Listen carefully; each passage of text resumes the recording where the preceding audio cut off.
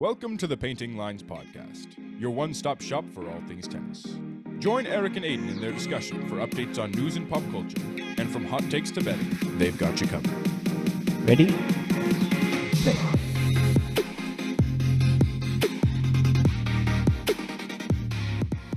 Welcome back to Painting Lines. Last week we discussed the Shanghai Open and its shocking winner. And this week we're going to be discussing the three tournaments that were going on this past week in Japan, Sweden, and Belgium. So just kicking things off, we had the Japan Open. I don't think anybody really saw Ben Shelton winning it. And I just think it's funny because a couple of weeks ago I saw an article and I brought it up on the pod that was like, Shelton's one of the next guys that's going to win a tournament. And I was like, I don't see him winning a tournament for the next 6 months or so.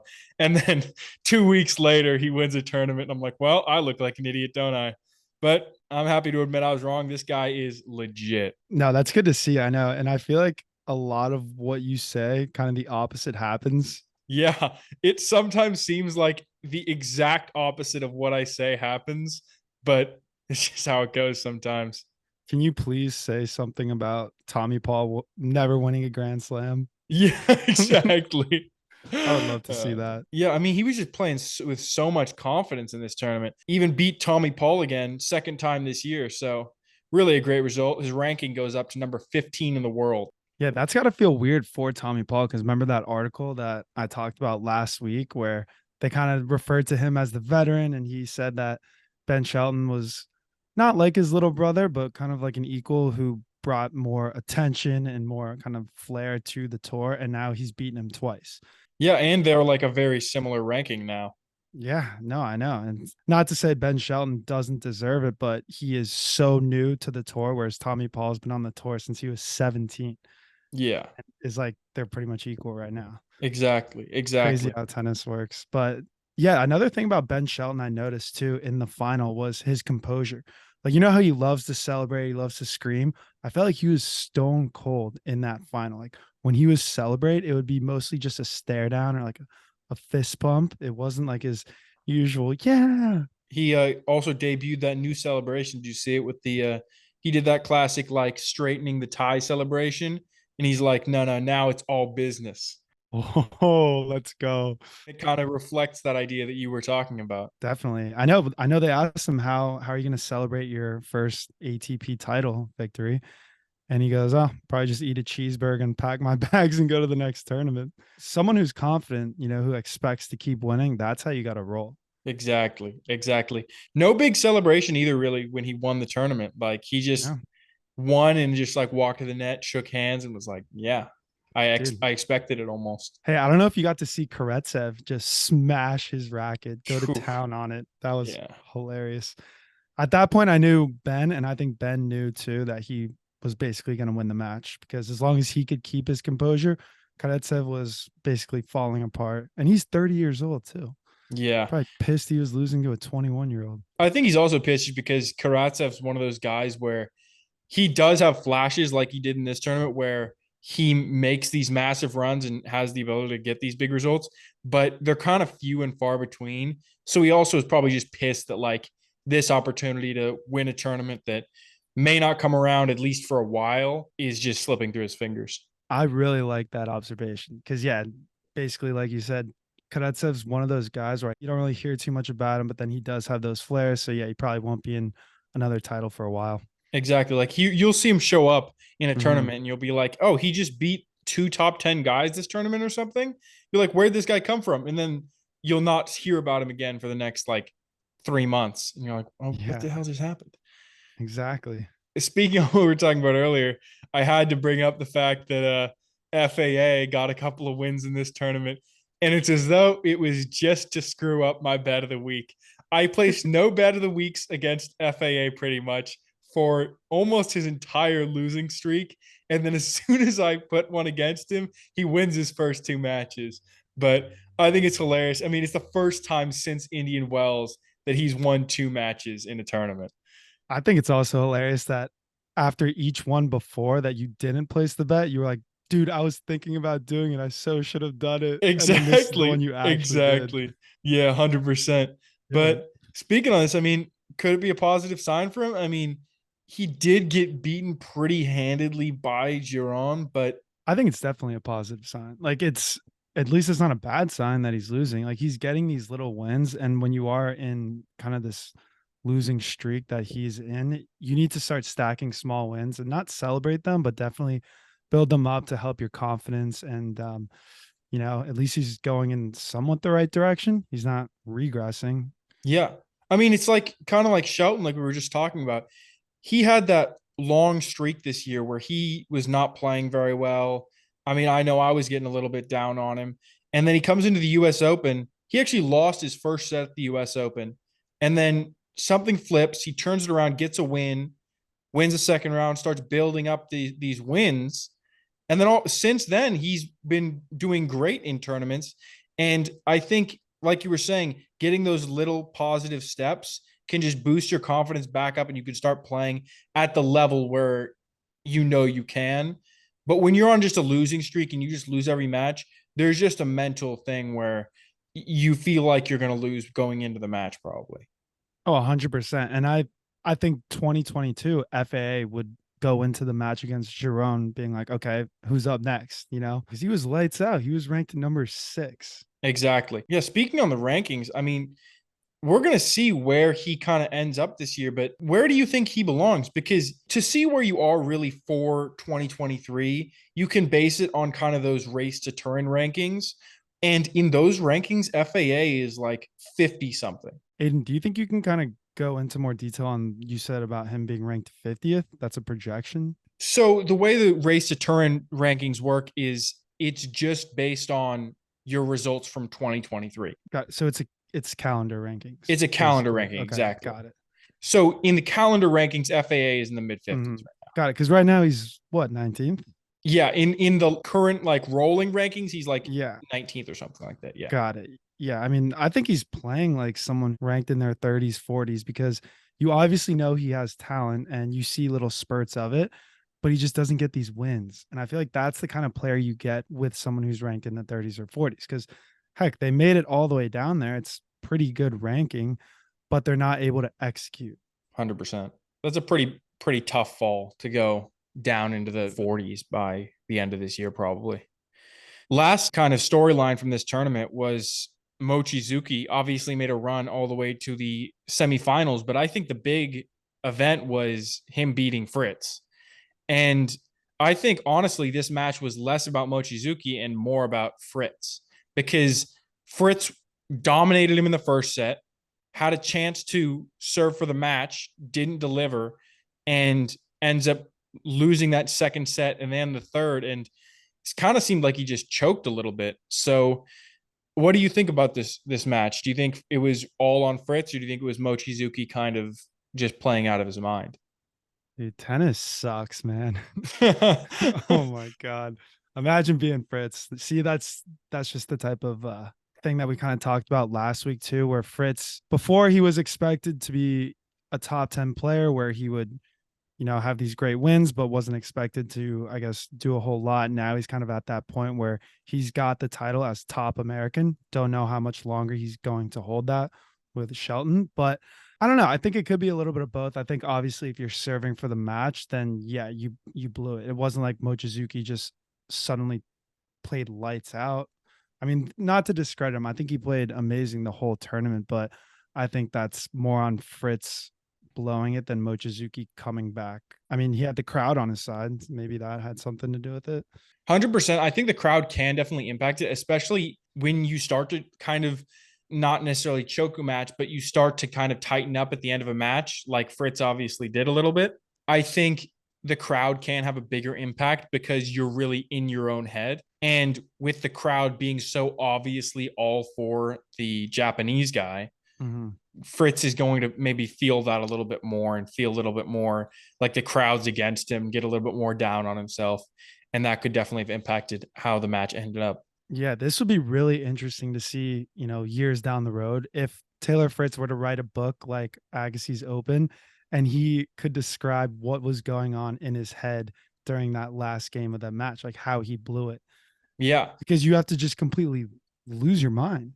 Yeah, I think that's why sometimes a cool thing that you'd want to see on a show like Breakpoint is matches like that, where it's not necessarily like a grand slam match, but it's a match where the mental component and seeing what was actually going on in the guy's head would actually be an interesting storyline to see. Yeah, maybe Fritz needs some kind of sports psychologist on his team. Maybe he needs to do more mental work because he's got the skill, he's got the talent, but he's just not able to finish wins like this. Yeah, But Mochizuki was my favorite story of the whole tournament.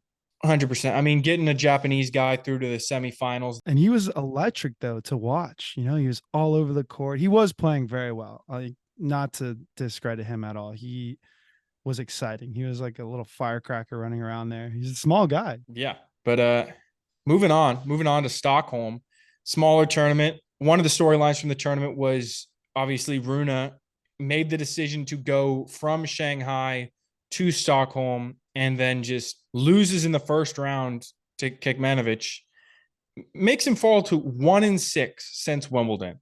His only win coming over another guy that's struggling, FAA. So I just feel like he's in a tough spot right now. And I wonder whether he's going to be able to hang on to make it to the ATP finals. Yeah. Well, so the first thing I want to say on this is Kecmanovic is a legitimate player. You know, he's not someone who you would just expect Runa to walk all over. I think Kecmanovic does kind of, he's on a similar level as him, but, you know, going back, say 6 months, 8 months, this is someone that Rude should definitely beat. No problem. He also needed to defend his title too. Like, that's why he flew back from Shanghai to, you know, get back to Sweden and get this thing done. Yeah, and after being unable to defend his title, he kind of has to try and move on, but he still has to play the same guy in the next tournament. So it's hard to forget it if you're playing the same guy that he just lost to. So I think that's going to be a tough thing to see for him.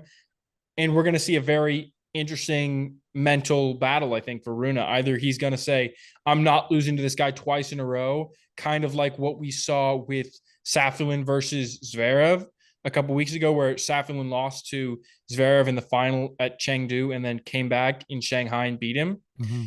Is Runa going to lose to Kekmanovic and then say, no, I'm going to step in and assert myself and win this match against this guy?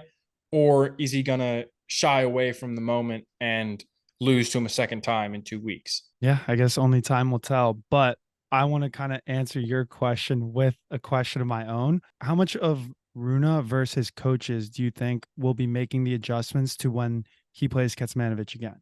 I think that Runa can't depend on his coaches because only he can really know what's going on in his head. He's got to execute too. They can tell him do Yeah, all these things, but it only matters if he can actually do it. 100%. And the thing is that they know he has the ability to beat someone like Kecmanovic, but the question is whether he can perform at that level they know he can, or whether his mentality is going to break down and he's just going to lose again. Yeah, no, I know what you mean. And I've always wondered when players play in not exhibitions, but you know how they'll hit with each other and play live points and it's not part of a real match.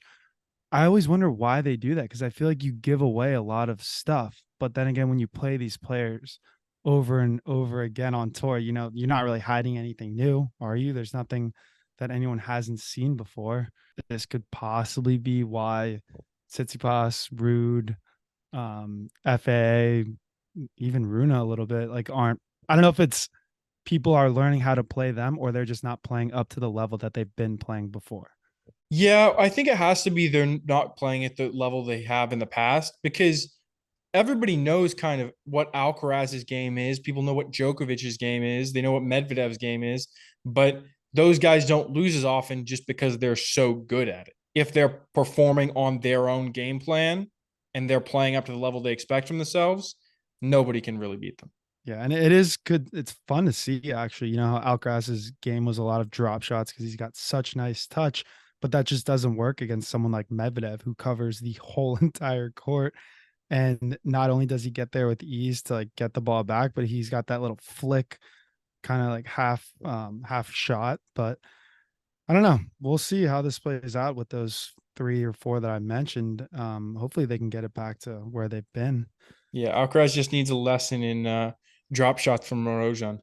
That's where I was getting at. I knew you were gonna bring that up. Let's The go. Hungarian headhunter, Oh baby. my god. But yeah. What's his deal? Where was he Oh, I think he lost his these next two last couple matches after that tournament. But I Hey, but mean, he's coming. exactly. You You never better know. watch Like out. he could come in and beat Djokovic in Paris. We don't Dude, know. you better watch out. If you see Morozian on your side of the bracket, Yeah, you're like, dude, this guy might just murder me, but he also might lose in the first round. I was gonna say, well, if you're ranked in the top 10, then you should be worried. If you're not, he probably Exactly. won't beat you. Exactly. He plays at the level of his opponent, maybe. Yeah, it plays up. But yeah, speaking on another storyline from this tournament, Monfils got the title, his first title in a year and a half. Last time he won a tournament was in Adelaide in January of 2022. So pretty big win for him. Moves his ranking up actually back within the top 100. He's number 89 now. And my first thought when I saw that he wins this is like, is he still planning to retire? And what's the timeline for that? Because obviously earlier in the year, he was like, okay, I'm pretty much done. And now he's played a lot better recently, wins a title. What's next for him? Well, I think that depends. Did he say when he planned on retiring? Was it at the end of the year, or was it like, hey, I'm going to play one more French Open, one more Roland Garros, and then retire after that? Because that is his home slam. I think he more just hinted at it, like, yeah, I'm gonna be winding it down. I don't think he ever really said, oh, I'm gonna play one more of this. I'm gonna play one more of this. I don't think Okay. he ever said anything super definite hmm Well, in because that case, it's always better, I think, for them to leave it a little bit open. And I think that's what he was trying to do. well, in that case, then I think he's going to keep going. I think that's going to deter his retirement just a little longer because you know how good winning feels. That shit's addicting. So I'm sure he's like trying to chase the next title. Yeah, it's got to be a great feeling that he's like, okay, if I can do this, then maybe I can sneak a couple more out before I Yeah. retire. So yeah, I mean, as long as his body's holding up, I don't see why not. Actually, 100%. it's the family thing too, right? Yeah, his daughter's growing up. He wants to like spend time with her. I'm pretty sure. He actually wants to be a part of her life. That's Yeah, good. 100%. Good dad. Yeah, but moving on to an interestingly named European Open, which was in Antwerp.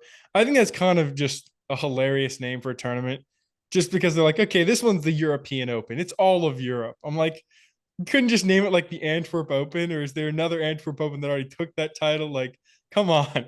Well, Antwerp's in Belgium, right? Yeah. So the European Union capital is in Belgium. I think it's in Brussels.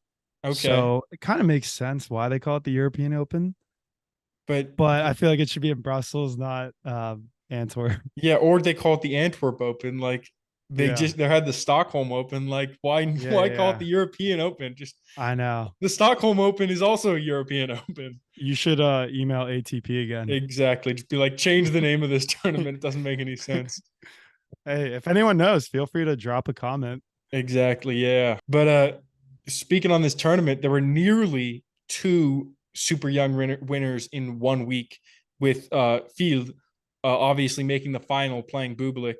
Field beat Tsitsipas, really close semifinal matchup, and actually making this final gets his ranking up to number 38. And he will be competing in the next gen finals this year. So I think that'll be cool to see. We'll be seeing people like him, Shelton, playing in these next gen finals. Actually, Yeah. Shelton could play in the ATP finals still if he Yeah. has a crazy last couple tournaments. Like if he wins Paris, he could still be in contention for that. But in Oh, all that'd be likelihood, he's probably crazy. going to be in the next gen finals. But what do you think of Field's performance in the European Open? Yeah, no, I mean, I think he played great. I've kind of been hit or miss on him because same kind of deal where you see a lot of like, oh wow, this guy's really good. Never really expected him to make a title or be a finalist. So he exceeded my expectations there. And with someone like Bublik, he's also another kind of guy where I didn't really expect him either. So I was Like a pretty Karatsev. like a Karatsev. Yeah, he's the dark horse, you know? Yeah. Every once in a while, he shows up and you're like, dude, this guy's insane. But And I then you're like, still, oh, and then he's yeah. gone. Yeah, and he's an entertainer too, Bublik. Yeah. What is his game? What is so special about it? I think he's kind of a little bit of a junk baller, He but he is. also has a really strong serve that helps him out a Mhm. lot. So I think it's just a mix up game that he plays. Yeah. Okay. Well, I think that's why he was able to beat Rublev and Hall. And I think it's because Rublev plays like that very stereotypical, like, I'm going to just pound the ball from the baseline game. And Bublik just kind of played a bunch of weird shots that Rublev isn't necessarily used to playing against. And so Bublik was able to kind of mess with his rhythm a little bit. So I think Yeah. that's kind of what he's able to do to top guys every once in a while. Yeah, for sure. But speaking on this tournament, I just talked about how Tsitsipas lost to Thiel, still got 90 points from the tournament. Was this a smart tactical play? Because obviously he could have played in Stockholm, he could have played in Tokyo, and he decided to go to Antwerp. And it's interesting because 90 points is the same as someone like Tommy Paul, who also had to get 2 wins, but I think he probably had to do it over a little bit more difficult opponents than Tsitsipas ended up having to play. Yeah, I think it definitely is a strategic play. This is what I alluded to before in the beginning of the podcast with FAA. I think for someone like Tsitsipas, if you're struggling, you have to keep getting those little wins and stack them up. So he went in there and, he could have won a final. He was the semifinalist. So I think for him, he picked the tournament that he had the best chance to win. And hey, even if he didn't win the final, he made it to the semifinals. So that's a positive. That's something good rather than losing first or second round in Tokyo. I think it's, the 90 points helps not only with his ranking, but I think the semifinal placing also gives him the confidence too. 100%. It was a close match with Thiel, and he would have been favored going into that final against Bublik. So Mhm. he could have very easily won the tournament. Didn't end up going his way, but yeah, it seems like it was a smart tactical play to go to Antwerp. I wonder how often they do 3 tournaments at the same time because I think I said this last week too, you get just more talent spread out, which I guess is good for the lower ranked players like Fee Bublik who actually have chances to make a final, but it's not as entertaining as a fan to watch because you don't get those big heavyweight matchups. You don't get those heavyweight matchups, but yeah, I think sometimes people want to see that little bit of a mix Mhm. up where they're seeing someone like Monfils played, I think, Kotov in the final, who was a qualifier in the tournament. And you wouldn't see that really in Tokyo because he'd probably lose in an early round. Yeah, plenty of tennis to go around. Got to share the love.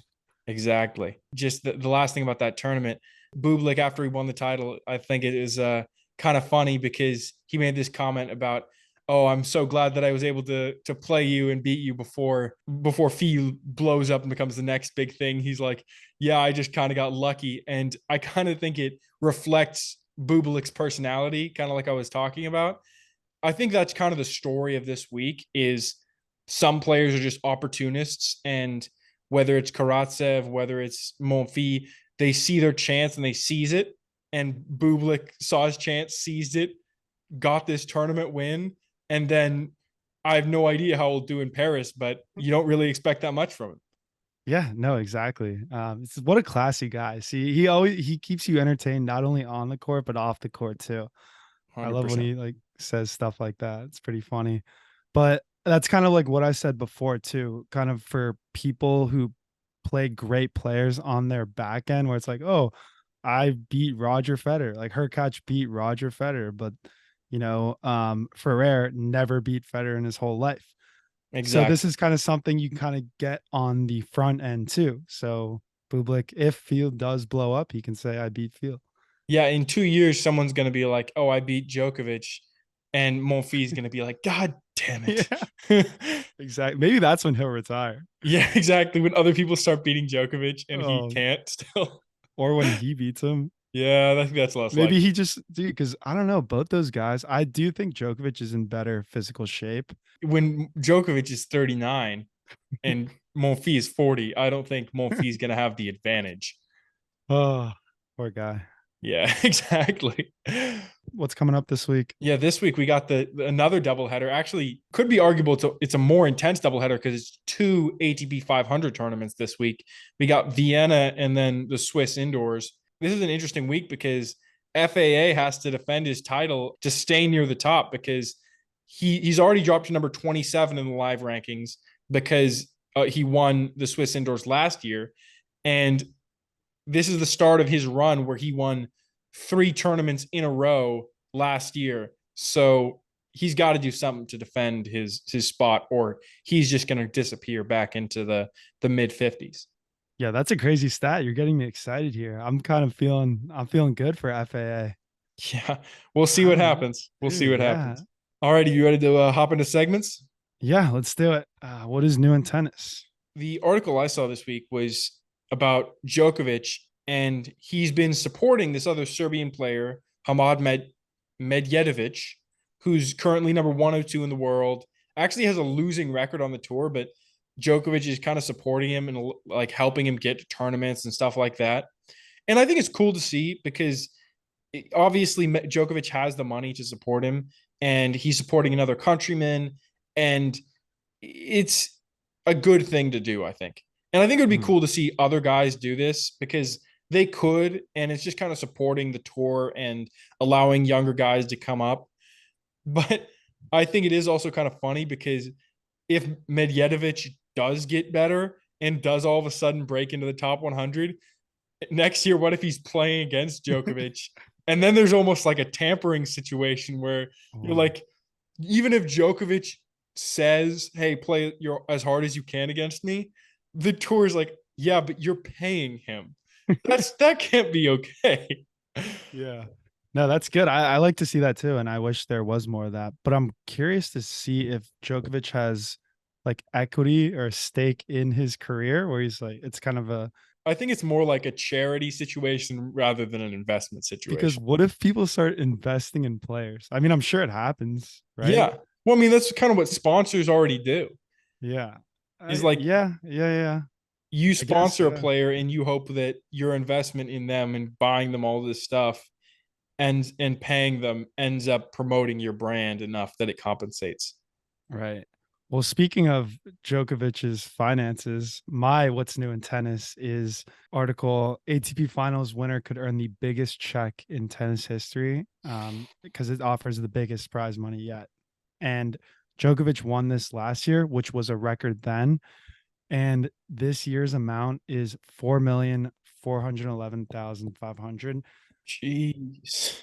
Yeah, that's pretty wild. I mean, $4 million for one term. I don't know what you get for winning a Grand Slam, but I would assume it's pretty comparable to that. And this is just like, oh, you're one of 8 guys. So if you can beat these other 7 guys, then like you're gonna win $4 million. Pretty insane to think about. Oh, yeah. Let's hop into bet of the week. So Mm. who are you taking this week? So this week I am taking Jari plus 115 over Ooh, the Manarino. Jari train is back. The Jari train is back and it is chugging at full force. But I feel like Vegas is trying to tease me here by giving Jari positive odds because they know I'm going to jump all over that. Come on. Yeah. It's Nicholas Jari. But Manarino is, he's a little freaking, he's not easy. And he just won a title too. Yeah, and I mean, I think he's won a couple of titles this year, so he's playing a pretty high level, which is pretty cool to see since Manarino's not a young buck, but he's playing at some of the highest level that he ever has. Yeah, I know. And what I think is going to happen here is I think it's going to be tough for Jari. I think he's going to play aggressive, but I think Manarino is going to, be the wall that he is and put everything back. So I'm thinking Manarino wins, takes the first set, and then the second set, Jari plays even more aggressive, takes more chances, and I think those start to pay off. And then he just clutches up in the third. It's kind of what That's I'm going for. a cool prediction. Well, I guess we'll see, but Yeah, could be but a no, pretty exciting match. exactly. Anytime I see Jari with positive odds, I'm pretty tempted to take it because it's tempting because it's Manarino. If it was Jari against, I don't know, Alcaraz positive odds, obviously I'm not going to take that. But who are you taking? I'm taking Bublik plus 140 over Rude. I feel like this is just a classic bet for me because I'm going with that momentum. Bublik just got that big tournament win, and Rude has been, I mean, not bad, but kind of mediocre recently, I'd say. And I think that's a little bit reflected in the odds because I think usually Bublik wouldn't be as close as plus 140, but even though the line is pretty close, I think that the value is there to go for Bublik in this matchup. I really like that bet. I'm going to take that one too. I also think Rude's going to have a hard time against Bublik just because Bublik is the type of player that, is very distracting when you play him. And Ruud is that stoic, like no emotion. Come on, let's just play tennis type of guy, like no BS. So Yeah. I think Bublik has the chance to kind of get in his head and throw him off. Would not be a good situation for Ruud to be in, I don't think. Yeah, I know. It's like when Kyrgios gets in your head. Oh man, dude, I know. But yeah, first week I've in a while that I didn't choose a little lock parlay. Dude, the one last week I parlayed Ruud, and then in the middle of this LA Chargers Cowboys game, I was like, yeah, let me add LA on to sweeten up, juicing up the odds. And of course, that's the first one of the whole leg. So the first leg is blown, and then the rest of the parlay hits. It Oh sucks. no. You're like, oh, this is done. And then you just see green, green, green, like Yep. everything's working. Yep. Alrighty, you want to hop into match of the week? Yeah, let's do it. So mine is the Demon Deminar. Comeback win against Draper. What was it 4-6, 7-6, 7-6? I think this match just exemplifies how scrappy and resilient Deminar is. And that's why I love watching him play. This dude is just all over the court, does not give up on anything. And even though Draper's big guy has a big serve, Deminar is able to kind of like, all right, not take care of the first set, but then getting the two tiebreakers in the next two sets kind of makes you wonder, should this have been an easier match for Deminar? I know Draper's good, but I feel like Deminar is a way better player than he is. And I feel like he should have had an easier time. What do you think? I think that Deminar's maybe the type of guy that in a close match like this, sometimes he's able to get it done, even if he's not having his best day. Yeah. Like I said, just scrappy, resilient player. Exactly. This is a little off topic, but did you see that video of Jack Draper and Andy Murray driving in a car? Oh yeah. Drunk Yeah. listening to that Well, song? well, Draper was drunk. I don't think Murray was because he was driving. True. Yeah, true. But you see him give the Yeah. bird? Yeah, Draper just like has the camera on him, and Oh, Murray's like, dude, just get that out of my face. dude, I love to see that tennis players having fun. That made my day. I watched it probably 50 times. Yeah. So it was a good video. All right, who was your match of the week? Yeah, my match of the week was another comeback. Shelton against Giron. 6-7, 7-6, 6-4. This match was just incredible. So Shelton was up a break in that first set and was actually serving for the set. And Giron broke back and then took that first set in a tiebreak. So if we're talking about momentum, Giron takes all the momentum from that first set into the second set. And it showed. Giron ended up going up 2 breaks in the second set and has all the momentum. He's up 5-2 serving for the match. And Shelton displayed some sort of supernatural mentality and just breaks back at 5-2, holds, breaks again at 5-4, takes it to a tiebreaker, and then wins it in a tiebreaker, that second set. And now all of a sudden, he has the momentum and gets up a break in the third set there. And even though Giron actually had a break point at 4-5, there was actually a really cool point where Shelton kind of got stuck at the net in one of those situations where you're like, the other guy has a pot shot essentially, and Giron just smashes the ball, and Shelton just has a great reaction volley and just gets it back and pushes it past him, and then ends up taking it 6-4 in that third set. So really an exciting match. I would recommend going back, watching those highlights because very entertaining.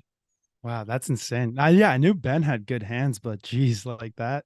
Yeah, very I cool. also realized this tournament that Ben is very, very hard to lob because he is aggressive. He does get to the net a lot. And this is another thing I wanted to ask you. What do you think about your percentage of trying to lob him versus try to pass him? I feel like if you don't have a perfect lob, which is very hard to do, you're just getting the ball smashed in your face. Yeah, I think Shelton is very good at dealing with lobs. I think it helps that he has such a strong serve. I think that obviously transitions to having a great overhead. I think if you have a decent passing shot, you should probably go for that. But I think Shelton's overall pretty strong at the net. So I think you're in a tough situation either way. Yeah. All right, and that's the show. If you're not already subscribed, go ahead and hit that subscribe button. You can find us on Instagram, TikTok, YouTube at Painting Lines Podcast. Feel free to shoot us a DM or email us any questions or thoughts at paintinglinespodcast@gmail.com.